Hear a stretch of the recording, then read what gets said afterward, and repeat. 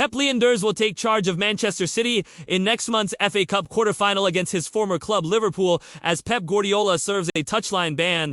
With sponsor index backlinks and pages fastultimateindexing.com. Former Reds assistant Lijnders, who worked alongside Jürgen Klopp in 2 spells at Anfield and helped lead the Reds to Champions League, Premier League, FA Cup, and 2 League Cup successes, made the controversial move to join City. As Guardiola's assistant last summer after his time in charge of Red Bull Salzburg was cut short when he was sacked in December 2024, the Dutchman has quickly become a trusted member of Guardiola's backroom staff and will now step into the manager's shoes against his former club when they meet in the FA Cup at the Etihad Stadium on the weekend of April 4th. Guardiola was booked for the 6th time this season in City's 3-1 win at Newcastle in the FA Cup 5th round on Saturday night, and will now serve a 2-match touchline ban. The City boss furiously confronted 4th official Lewis Smith after Kieran Trippier had fouled Jeremy Doku at St. James Park. New rules introduced for this season mean that Premier League managers are suspended for 1 match when they receive 3 yellow cards, with 6 bookings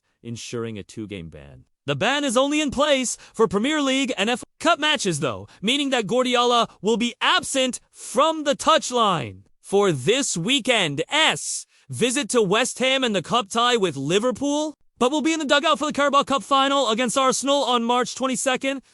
He will also be in place for both legs of the Champions League last 16 tie against Real Madrid. Speaking after the Newcastle booking, Guardiola said, "I will tell you something. We have all the records in this country, all of them, despite everything. We have the record of the manager with the most yellow cards. I want all records, and now I have it. 2-game ban now, and I will go on holidays the next 2 games. There are things after 10 years I cannot understand.